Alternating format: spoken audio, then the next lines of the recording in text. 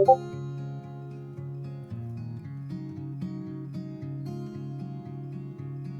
waiting in line to get to where you are. Hope floats up.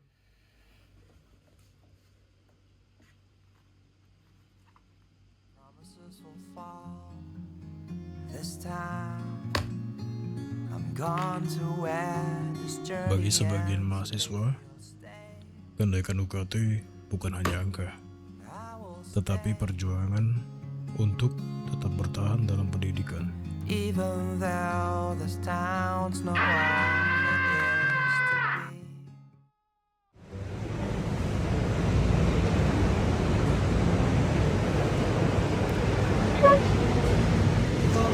be. Gila guys, lagi udah mau ujian. Gimana ya nanti? Ya tugas masih banyak yang belum selesai. Kepala aku rasanya pengen meledak. Aman, orang nilai aja masih ditoleransi. Jangan main-main lah, UKT kita tuh udah mahal. Masa cuma dapat nilai C, gak worth it lama. Iya lagi, udah bayar mahal tapi nggak diseriusin. Nanti orang tua kita datang ke kampus berdemo, baru tahu. Nah, ngomong-ngomong soal UKT, uang yang kita bayar tuh sebenarnya buat apa sih? Kursi aja masih ada yang bisa. Di kataku kalau ada yang mulut langsung bicara, aku mau protes lihat ya. Bener deh guys, coba kalian cek portal akademik. Ada berita aja. Apaan? Paling itu jalur ujian atau jalur libur? Cek dulu deh. Kenaikan UKT sebesar 3 juta dari 10 juta jadi 13 juta itu gila banget. 3 juta? Itu tuh udah uang kos beberapa bulan loh, Cai. Sumpah, orang tua aku cuma buruh pabrik. UKT kemarin aja aku bayar pakai uang tabunganku. Masa naik 3 juta? Kayaknya aku harus berhenti kuliah deh. Biasanya kamu jangan putus asa dulu ya. Kamu nggak sendirian kok. Wah ini keterlaluan sih. Fasilitas kita aja banyak yang rusak. AC kelas kita rusak. Wifi kita lemot. Perpus kita buku yang lama. Ini gila banget sih, kenaikannya gila banget. Emang alasannya apaan sih? Peningkatan mutu pendidikan berbasis wellness ekosistem dan pembangunan infrastruktur rekreasi mahasiswa, termasuk taman vertikal dan skybridge. Ngapain pakai skybridge? Skybridge? Buat apa skybridge? Kita cuma punya 3 gedung yang jaraknya cuma 50 meter. Buat apa juga? Wah, ini absolutnya keterlaluan sih. Kita harus melakukan sesuatu. Ini udah baca belum? Tidak. Iya. Katanya aku dari tadi udah kumpulin 350 tantangan terdekat. Terus kata ini informasinya mereka ini diputuskan setia sama wakil rektor bidang kreativitas kita namanya Pak Hagi. Walah, pasti sangat cocok. Wah ini. Jadi gimana nih? Kita demo aja kali? Jangan, kita audiensi dulu. Nanti kita pakai jalur resmi, tapi sopan. Nanti kita settle dulu data buat pertanyaan. Biar dia malu sama namanya. Setuju. Tapi sebelum itu kita harus paham dulu teori kebijakan ini kenapa salah, supaya argumentasi itu kuat. Iya, Teman-teman, kenaikan UKT sembarang itu jelas melanggar 2 sila Pancasila. Yang pertama, sila kedua, kemanusiaan yang adil beradab. Artinya setiap orang punya martabat yang harus dihormati. Ketika mahasiswa harus memilih antara makan atau membayar uang kuliah, martabatnya diinjak-injak. Pendidikan adalah hak, bukan komoditas. Yang kedua itu sila kelima, keadilan sosial bagi seluruh rakyat Indonesia. Keadilan sosial dalam pendidikan berarti akses kuliah tidak boleh ditentukan oleh ketebalan dompet saja. Kampus punya kewajiban untuk berpihak kepada mahasiswa yang kurang mampu, bukan malah seenaknya membebani dengan proyek yang aneh-aneh. Iya, karena dalam secara ideologis Pancasila itu adalah ideologi terbuka. Artinya semua kebijakan publik itu harus diuji dengan nilai-nilai. Kalau misalnya kebijakan UKT tidak transparan, tidak adil, dan tidak manusiawi, maka kebijakan itu menyimpang dari Pancasila. Nah sekarang kita udah punya amunisi nih. Kita siap menghadapi Pak Hakim yang ngomongnya suka ngawur. aman aja. Nanti aku bagian repot-repot bagian anehnya doang. Oke, jadi gini, besok pagi kita minta audiensi pakai surat dari BEM. Nanti dia sih yang jadi juru bicaranya. nanti saya minta jadi yang catat. Kamu jangan sampai ketawa ya depan beliau. Nanti Tasya yang bawa surat keberatan sama tanda tangan. Bro, aku ada pertanyaan. Berarti kalau UKT yang lain itu tanya, bisa nggak fasilitas kita bawa? Jangan gitu, nanti kita dikira main-main. Ini kompetisi situasi.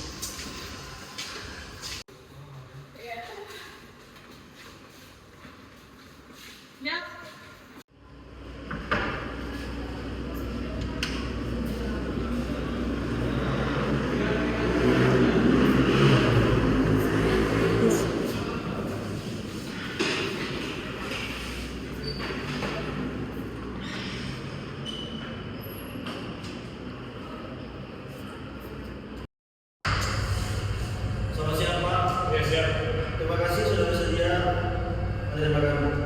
Kami mewakili dari mahasiswa angkatan 2024 ini menyampaikan keberatan tentang kenaikan UKT yang kita per semester. Baik, rekan-rekanku, selamat datang di ruang inovasi. Terima kasih kalian sudah datang ke sini dan saya sangat mengapresiasi semangat kalian untuk komen tentang hal UKT naik 3 juta per semester. Tapi perlu kalian pahami ya, ini bukan kenaikan, ini adalah lompatan strategis menuju kampus berkelas dunia berbasis Green Independent Index dan Multidimensional Wellness Revolution. Pak, bisa jelaskan secara konkret apa yang dimaksud dengan Green Evidence Index dan kenapa dibiayai dari UKT mahasiswa? Coba bayangin, kampus kita ini udah panas, berdebu, terus bosenin nggak sih? Baru gini-gini aja. Dan mahasiswa stres, akhirnya turun, orang tua komplain. Karena juga saya, coba kamu bayangin ya. Kampus kita ada Skybridge yang menghubungin 3 gedung kampus kita sepanjang 200 meter. Kemudian ada Taman Kapibara di Skybridge ya. Terus ada kolam renang. Kemudian Taman Kapibara ini apa? Mahasiswa bisa foto, bisa selfie, bisa lurus, kasih makan. Kolam renang ini ya bisa lah buat atlet-atlet renang kali di kampus ini. Pak, dari 3 poin tersebut, saya ingin bertanya nih. Yang pertama, kan katanya mau bangun Skybridge. Sebenarnya Skybridge ini buat siapa sih? Kan gedung kita, gedung A ke gedung B cuma 50 meter. Terus yang kedua, Taman Kapibara. Nanti Kapibaranya apa? Anggarannya dari mana? Terus yang ketiga, katanya mau buat kolam renang di rooftop. Bapak yakin nanti airnya nggak bocor ke ruangan dosen? Itu kita teknis nanti. Kita coba serahin ke satu aja. Ini tentang yang itu vision dulu. Saya luruskan, uang UKT naik 3 juta itu naiknya besar banget Pak. Yang gimana data mahasiswa kita, kalau saya hitung itu datanya sekitar 1.200 dikalikan dengan 3 juta itu 3,6 miliar Pak.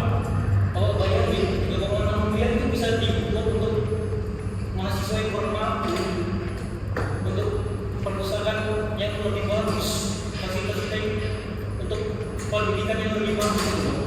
Sedangkan untuk berapa gitu Skybridge? Berapa Pak? Skybridge? Kalau berenang itu ibarat apa Pak? Berapa? Kamu ini berapa thinking penjelasan? Apa sih?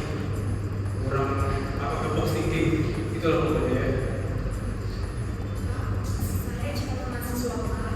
Saya pilih kampus ini karena UKT-nya terjangkau, bukan karena Taman Kapibara. Terus sekarang saya hampir putus kuliah karena UKT-nya naik. Menurut Bapak keadilannya gimana sih? Pak, izinkan kami untuk menyampaikan data kami. Inflasi pendidikan pada tahun 2024 itu hanya 2,4% saja. PTS lain rata-rata menaikkan UKT sebesar 10%.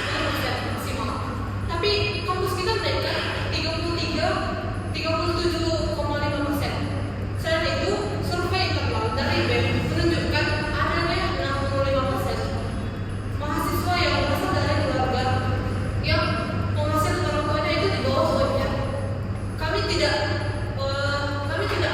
anti fasilitas Pak, tapi kami prioritas. Lab komputer rusak, wifi di kelas mati, wifi lemot, itu yang mendesak Pak, bukan kapibara atau skybridge. Ini Pak, kami sudah keberatan permintaan tangan dari seluruh mahasiswa. Terus kami punya 3 tuntutan. Yang pertama, batalkan kenaikan target. Yang kedua, bentuk tim transparansi yang melibatkan mahasiswa untuk mengawasi penggunaan dana target. Yang ketiga, libatkan perwakilan mahasiswa dalam setiap keputusan biaya pendidikan Bapak.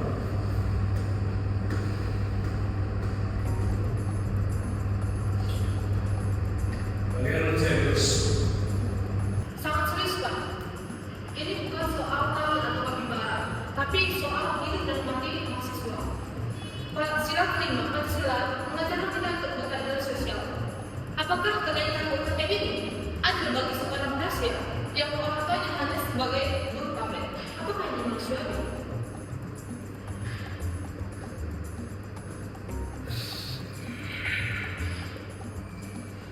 Baiklah, saya akan membawa ini ke yayasan untuk proyek Skybridge Kapibara Pemenang Akhir Terbaik. Baik Pak, terima kasih atas tindak lanjutnya. Kami nanti bakal minta tindak lanjut dalam bentuk tertulis dan menguatkan serta pemesan modal.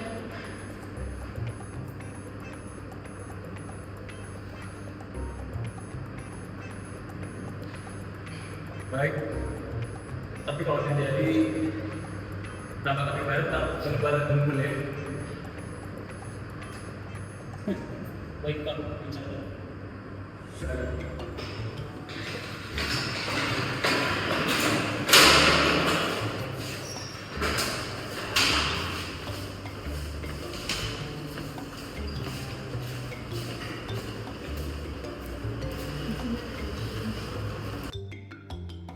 Secara teoritis, Pancasila adalah ideologi negara untuk memberikan kita kerangka untuk mengkritisi kebijakan publik. 2 sila yang relevan diantaranya adalah sila kedua, kemanusiaan yang adil dan beradab. Nilai intinya adalah setiap manusia memiliki martabat. Kebijakan pendidikan harus menghormati martabat tersebut. Memaksa mahasiswa memilih antara makan atau kuliah adalah tindakan tidak beradab.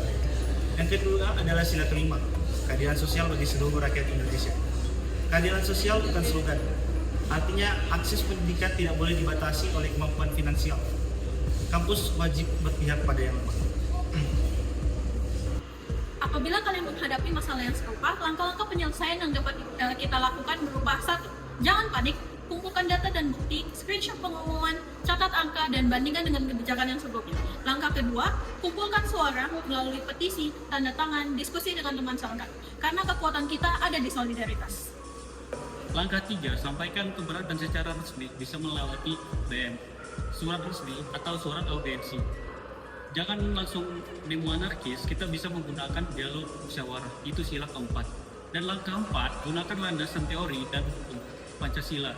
Undang-Undang Dasar 1945, pas sila ke-31, dan peraturan kampus, argumentasi berbasis data lebih didengar daripada emosi. Langkah kelima, jika diabaikan, mainkan publik seperti media sosial, media kampus, dan petisi online. Tapi tetap santun dan berbasis fakta dan bukan hoax.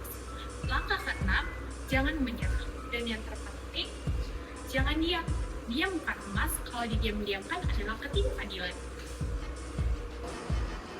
Dan dari institusi saya sebagai petinggi kampus, kebijakan yang baik bukan yang paling megah atau viral. Kebijakan yang baik adalah yang berpihak pada manusia. Dialog dengan mahasiswa bukan ancaman. Itu bentuk penghormatan terhadap kemanusiaan mereka. Ke depan, setiap kebijakan harus dilandasi transparansi, keadilan, dan semangat Pancasila yang sesungguhnya. Dari cerita tadi, ada beberapa hal yang dapat kita petik. Kasus kenaikan UKT yang tidak transparan dan tidak berkeadilan adalah masalah nyata bagi PTS di Indonesia. Ini bukan fiksi. Data menunjukkan angka putus kuliah mencapai 73% dari total putus kuliah nasional. Dan perlu kita ingat bahwa secara konstitusional, pasal 31 Undang-Undang Dasar 1945 dengan tegas menyatakan bahwa setiap warga negara berhak mendapatkan akses pendidikan. Yang artinya tidak boleh ada seorang pun yang boleh terhalang akses pendidikannya oleh karena keterbatasan finansial. Kenaikan UKT yang membebani mahasiswa miskin secara tidak langsung melanggar hak konstitusionalnya tersebut. Maka dari itu kita tidak bisa diam. Jadi pesan kami adalah pendidikan adalah hak, bukan komoditas. Keadilan sosial bukan privilege, itu hak. Dan Pancasila bukan hanya sekedar hafalan saja, namun sebagai kompas moral yang harus tetap hidup sebagai kebijakan, termasuk kebijakan UKT. UKT naik, dompet berdiri, suara mahasiswa tetap berdiri.